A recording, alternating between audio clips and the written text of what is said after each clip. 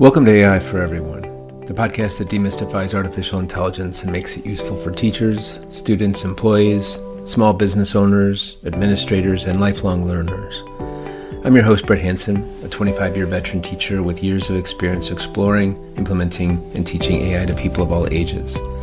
As a Google and ISTE educator, I'm here to help you navigate this quickly changing world with confidence, curiosity, and a focus on ethical, practical use. Most weeks we'll start with a real-world story, introduce a free or low-cost AI tool, teach a future-ready skill, and finish with either timely AI news, an interview, a review, or a short history spotlight. Whether you're new to AI or ready to level up, you're in the right place. Let's get started. Welcome to episode 14, Evaluating and Choosing an AI Operating System. One of the core ideas we talk about on this show is the importance of developing the essentials. I consider there to be four basic essentials: experience, skills, confidence, and taste. So as we do things with AI, we have experiences, and slowly that starts to develop our skills. More skills, we go back and try harder experiences, and after a while, this leads to more confidence. As our confidence develops, we go to even more difficult experiences, and it grows and grows until we have what is called an AI taste or a feel. So one of the main goals is to develop these essentials consistently so we can move from one level to the next, beginner to intermediate, whatever you want to call them. I have the 4 levels, and we'll talk about that in a little bit. But a taste for an AI system is kind of like choosing between Macs and PCs or iPhones and Androids. I personally am a PC Android person, but my wife is a Mac iPhone person. Right now, the two biggest players defining the choices in AI are OpenAI's ChatGPT and Google's Gemini. Now remember, this is for the everyday user. Now, it's important to acknowledge that there are 5 big AI labs that are going to influence AI in the future in the United States: OpenAI, Google, Apple, Meta, and Microsoft. And they all have products and intentions and good quality stuff to share. But OpenAI and Google are definitely out in the lead with their AI models. Now, there are other companies or organizations that have good AI models like Claude from Anthropic, and some people like Grok from xAI, but they're smaller scaled operations. These two, OpenAI and Google, represent very different philosophies on what AI should be and how it should fit into our lives. Today we're going to explore these two biggest players and trace their evolution. We're going to compare how they perform on everyday tasks and then look at the critical, often hidden social and ethical issues behind their operation. And then, hopefully by the end of the episode, you'll have a clear picture of which one might be the right choice for you, or if you don't want to have an operating system and just use them like tools. So, let's start with the one that kicked everything off, ChatGPT. It's hard to believe it was just 2.5 years ago, November of 2022, when OpenAI launched ChatGPT and it went viral, hitting 1 million users in just 5 days. At that point, it was the fastest growing release of technology. But its story actually starts earlier. OpenAI's strategy was all about releasing progressively more powerful models to the public, creating a massive feedback loop to improve them. I think it was also striving to always stay in the news as the most cutting edge technology and get that idea into people's heads that OpenAI was the leader, because for a long time they were. It started with GPT-1 in 2018, which was basically a proof of concept model. And then came GPT-2 in 2019, which was so advanced for its time that OpenAI was initially afraid to release the full model because of misuse concerns. Now, this was a time in the company's history when they had a lot more influential people in the company that were seriously concerned about safety. After their big shakeup with the board trying to kick Sam Altman out of the company, since then they've had less concern for safety, and more for research and development. Now, the real breakthrough, though, was GPT-3 in 2020. With 175 billion parameters, which could write essays, poetry, and even code, ChatGPT basically changed the world, ChatGPT-3. We all met it in 2022, and it was improved upon. That first version was improved upon and fine-tuned so that it can be conversational. So, for example, one of the reasons why it was so successful, because all you had to do was just type in what you wanted to say. Then in March of 2023, we got the big leap. This was the real game changer, GPT-4. Suddenly, the AI wasn't just text-based. It became multimodal, meaning it could understand and process images. You could upload a picture of your fridge and ask for recipe ideas.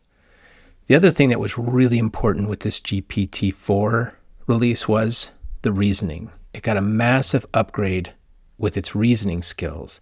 And ChatGPT at that time had a list or a drop-down for the different models. So you had all these different options. Now, on the uniform bar exam, GPT 3.5 scored in the bottom 10%. So there were a lot of people who were not impressed. But when GPT-4 came out, it jumped all the way up into the top 90th percentile of human test takers. It also got a much bigger memory, GPT-4 did, going from remembering about 8,000 words in a conversation to over 64,000, which for a large language model is really, really important. But the most profound shift that really pushed GPT forward was its evolution from a talker to a doer. With features like plugins and the new ChatGPT agent, it can now take action on your behalf, booking travel, analyzing competitor websites, or rearranging meetings. It is moving from a tool to an autonomous agent. And with the recent release of GPT-5, it has become faster, a little more powerful, and an even better tool. Now, a lot of people thought the GPT-5 was going to be this revolutionary change. That's what they were hoping for. But most of the reviews have found that it wasn't really revolutionary. It was more just evolutionary. A small change, an important change, a very good change, but not a super big deal. But it was a major shift for the free users, because now with GPT-5, free users can use all the tools. And I think they did that because Google Gemini allowed free users to use the full set of options for the models.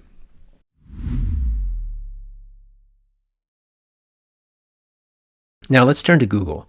Their story's different. It's one of a tech giant that was forced to react and catch up. In the beginning, most people thought Google was going to lead the way the whole time. But when ChatGPT exploded onto the scene, it reportedly triggered a, quote, code red at Google. And leaders were called into emergency meetings and people were freaking out. And the fear was that ChatGPT was going to be a direct threat to Google's core search business. I mean, they wanted the AI business and the AI growth, but they were really concerned at that time about Google's search business. And they were right, because AI is transforming the internet search process dramatically, already has and will continue to. Their initial response was therefore rushed. They just felt like they had to do something quickly. And in February 2023, just a couple months after ChatGPT launched, Google launched Bard. It was powered by a lighter version of their Lambda model, and the launch was kind of a disaster. There was a demo that showed Bard giving a factually incorrect answer. The product was derided by critics, and it got a negative reputation from the very beginning. But Google knew that, it was a long game. They've always been playing the long game with this stuff, and they course corrected quickly. They upgraded Bard to the more powerful Palm 2 model, and then in what really turned out to be a brilliant strategic move, on February 8th, 2024, a year later, they rebranded Bard as Gemini, which signaled kind of a fresh start, aligning the product with their powerful new family of AI models. And so they were able to sort of get people to forget about the unfortunate release of Bard. Now, unlike OpenAI's single model approach, Google introduced a family of models: Gemini Ultra, which was the most powerful, Gemini Pro, the versatile workhorse, which is a great model, and Gemini Nano, which was designed to run effectively and efficiently on devices like Android phones. Now, two things truly define Gemini. First, it was built from the ground up to be multimodal, whereas ChatGPT wanted to be first, and then they transformed and added and adjusted to become multimodal. Gemini was intended to seamlessly understand text, images, audio, video, and code. And Google knew that they were going to use it as an operating system. Its biggest advantage is the deep, seamless integration with Google's ecosystem. This is where Google really has an edge over OpenAI. And OpenAI is trying, but they can't replicate this well because Google has such a big advantage. Gemini isn't just a chatbot. It's woven into Gmail, Drive, Maps, Calendar, and all the other, not all, but most of the tools in the Google workspace. It can summarize your emails, draft a document based on your resume in Drive, plot travel tips on Maps, and if you use custom gems, you can very easily sync things together with the voice command. It is a true personal assistant for people who use the Google workspace. Now, before we go any further, I think it's really helpful to check in on what you consider to be your own AI level. So whenever I talk about AI with new people or try to explain it, I use the metaphor of AI as like water. So I suggest that you consider what sort of level of engagement, skill, and intention you want to cultivate or work at. So I have 4 levels, but when I think about it, there's really kind of a level 0 as well. So level 0 is if you are really resistant to AI and you don't even want to go in the water. You'll maybe sit on, the deck chair or something and look out at the water and see it, but you don't want to have anything to do with it. But you're still using AI. It's still in your Google searches. It's still being used to improve your investments. It's doing all kinds of things. It's in your phone. It's all around you. You're just resistant to it, which is understandable for many people. Level 1 is what I call a beachcomber. This is somebody who wants to use AI for simple tasks like summarizing articles, drafting emails, basic efficiency stuff. And in this case, both free versions are going to work great. And we're going to talk in a few minutes about perhaps which one would be better in certain circumstances. But there's nothing wrong with being a beachcomber, a level 1. Just want to make sure we know where we're at. The next level, number 2, or level 2, is the swimmer. And this is somebody who wants to be in the medium. This is someone who probably will want to work primarily in one digital environment. And so if you are a swimmer or want to be a swimmer and you're deeply invested in Google and Google's ecosystem or workspace, Gemini's the clear choice.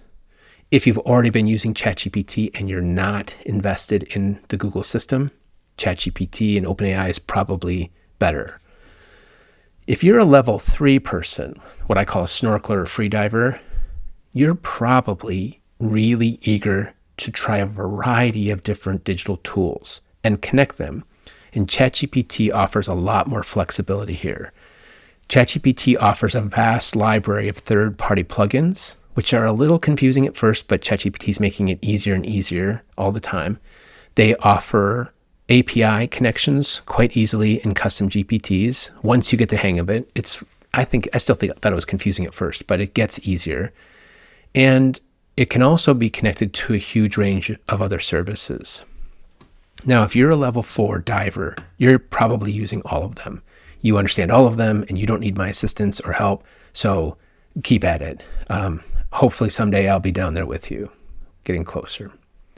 Now, let's go a little deeper on how they stack up for everyday users, and then we can talk about how to evaluate which platform best fits your tasks. So let's put them kind of head to head on a few common tasks.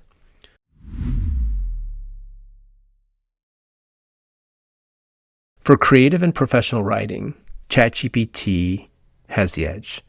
Reviewers note its superior ability to adapt, its tone, maintain engagement, and handle complex, nuanced prompts. It's generally a little better for brainstorming and generating long-form content. ChatGPT gives you more ways to refine. So does Claude and some of the other models that aren't with the big platforms. But ChatGPT allows you to put in more information for all your chats. It allows you to develop more subtle and deep patterns for your voice and the way you want it to write and instructions. And so it's a little better for people who are creatives and trying to get really refined results in certain ways with writing. Gemini is great for clear, concise text, like professional emails, but its style can sometimes feel a bit more programmatic maybe, but there are ways that you can give it instructions as well. There's just not as many ways. For research and summarization, it's really a split decision.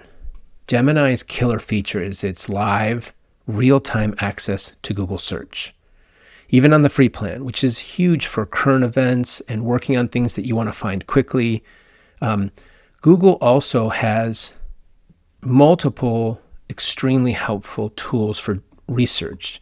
Both systems or both platforms have a deep research option, but Gemini and Google also have Notebook LM, and it's particularly good when you want to bring all or mostly your own sources or have specific sources and limit it.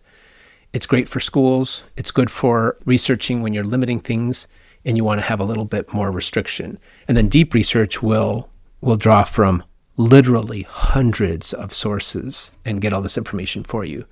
Both of the deep research options, in my opinion, the overwhelming part is going in and checking the sources and figuring out what not to use. Now for image and voice interaction, it's a little varied. When it comes to generating images, Gemini offers image generation on its free tier, which is a big plus. However, most reviews find that ChatGPT's DALL-E model produces more detailed and accurate images that stick closer to the prompt. I haven't played around with ChatGPT 5 and DALL-E images yet, but I will do that soon. But for voice chats, ChatGPT's voice mode is often described as sounding more natural and human-like. For videos, I find Google to be far better, especially when you're talking about staying within the free stuff. Within the one payment. Google's Veo 3 and Google Flow are wonderful beginning video creation models that are really, really cool and fun. And I just find Gemini to be better for video at that level. For ecosystem integration, Gemini's the clear win. If you are either already in the Google workspace or like a small business owner or someone who's concerned about money, its ability to act as a connective element across Gmail, Drive, and Calendar is unmatched for productivity. And it is a lot easier than ChatGPT. ChatGPT is a more flexible platform agnostic tool that relies on those third-party plugins. So you can do more if you're willing to learn a lot more in some areas, but Gemini is just easier. It'll do all kinds of things automatically. You don't have to set anything up. You just tell it to do it. So now let's talk about price. Both have great free tiers, and ChatGPT 5 is much, much better for free users now. They really needed to catch up with Google on that, and they did. Google's free tier is a bit more generous and a little bit, I think, better for the full integration. Their paid plans are both around $20 a month, and then you can go up to $200 immediately. But we're just going to stick with that $20 a month plan. But the value is different. With ChatGPT Plus, you're paying for access to the most powerful models on an extended basis. With the free one, it's still limited after a certain amount of time. But with Google AI Pro, you get the advanced model plus 2 terabytes of Google Drive storage and all of the other things that the Google Workspace offers. It's like a bundled deal. I love a deal. I'm a frugal person. And so for me, that $20 a month for all of those benefits is really enticing. Now, I also have a paid ChatGPT account, but that's through work. So it really shows the different strategies. OpenAI is selling the AI itself, while Google is selling a supercharged version of its existing ecosystem. So if you are a less experienced user and you want an AI operating system, basically meaning you want something that's going to allow you to do lots of stuff together and intermingled, that $20 is a great deal for the Google Gemini.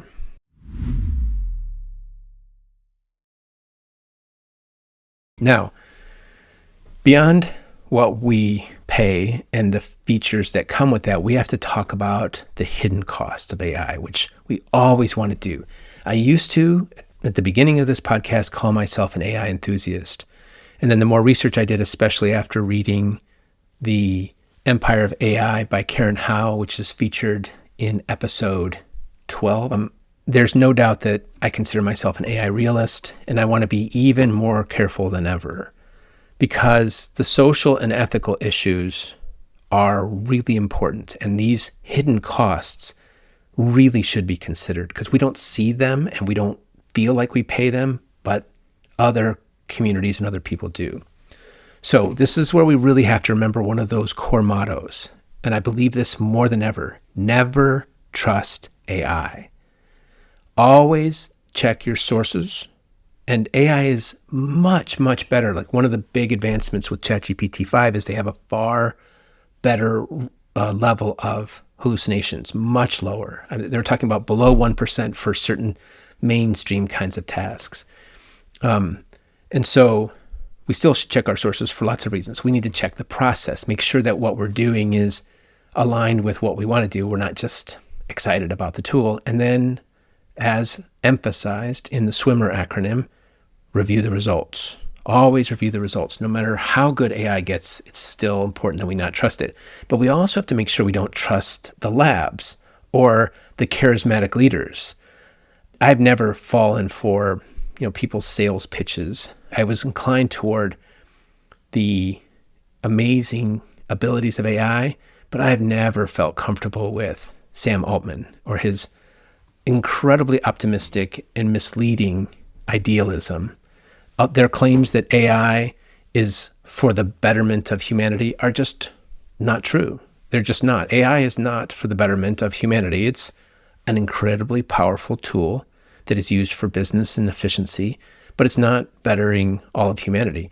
It's improving things for wealthy people. It's improving things for people like me, but not people who live in South America or the African continent or other places. It's not. And we have to remember that. So we don't want to trust any of them. The first thing we want to talk about is the environmental impact, which was discussed in the episode with The Empire of AI. But there's a paradox here that these companies have ambitious green energy goals and they tout how much money they spend or all the things they do to create green workspaces and carbon neutral facilities. But AI is an incredibly hungry technology for both electricity and water.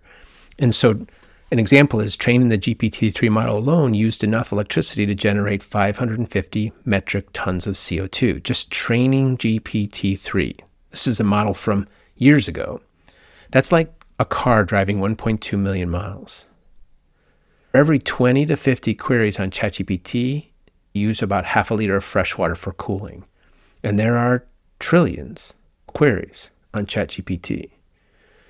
Google's emissions have climbed over 48% since 2019, and it's mostly due to the AI data centers.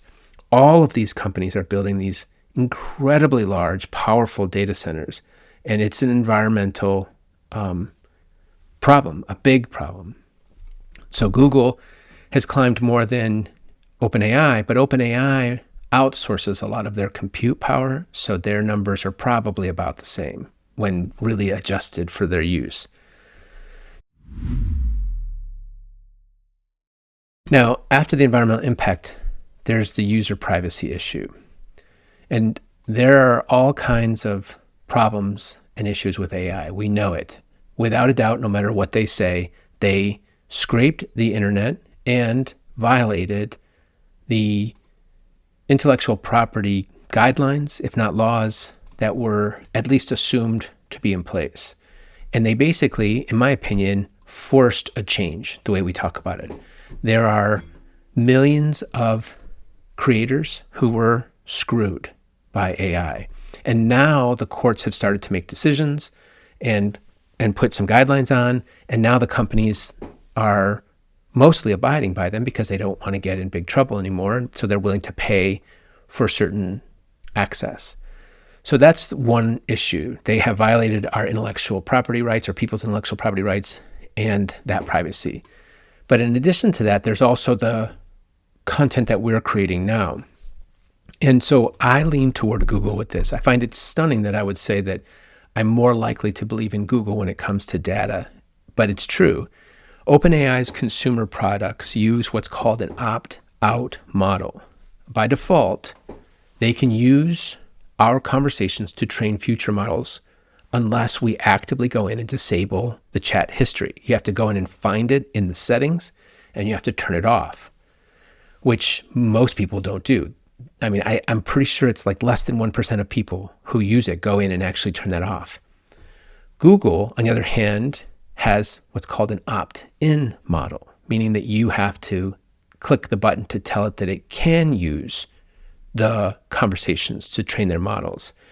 Now, they leverage their enterprise-grade security within Gemini in the workspace to do this. And I think that part of this is because of their long-standing work with schools and other organizations where they've already set up a security system that protects those rights. And so they are always trying to get data, but right now their default is the opt-in model where you have to give them permission. And this is a huge distinction.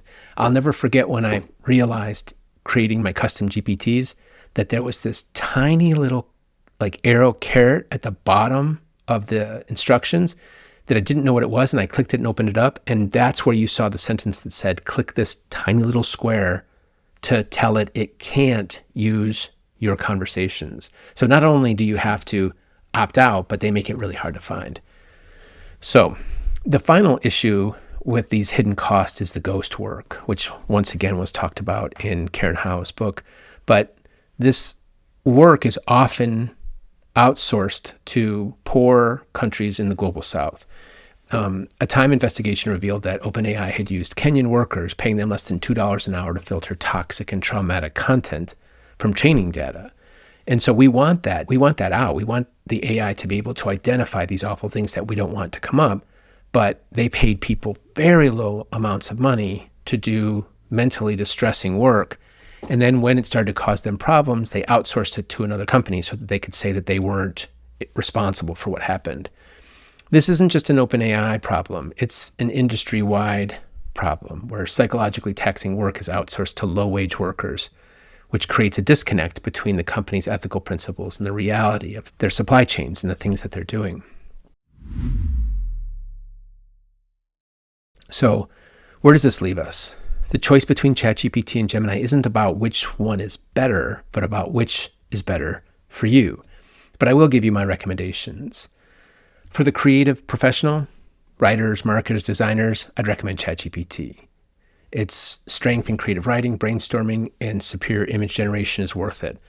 And it will force you to learn to use those plugins and those other tools, but you're a creative professional, so you should be ready for that challenge. Just make sure that you look carefully at the privacy settings and make intelligent decisions. For the researcher or student, it's a split recommendation. For up-to-the-minute topics, Gemini's live Google search access is invaluable, and they're going to almost certainly stay in the lead because they are adjusting their SEO search system to an AI search system. And Gemini is just going to get better and better at that. For deep analysis and structured summarization of existing texts, ChatGPT might serve you better. When it comes to researching or what type of student you are, for high school students, Gemini is definitely better. For college students, ChatGPT is better because ChatGPT is creating all kinds of agreements with colleges around the United States. For the Google Power user or small business owner, I would definitely recommend Gemini. It's the clear winner, especially if you're concerned about time and money. Gemini is easier, it's less expensive in the long run, and especially if you're already working in the Google Workspace, its seamless integration offers a level of productivity that's hard to beat, and it's really quite simple.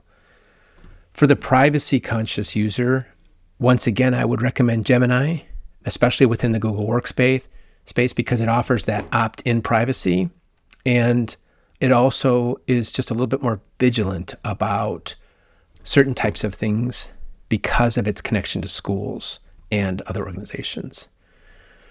I would also say that, in my opinion, ChatGPT poses a slightly more serious threat when it comes to psychological manipulation.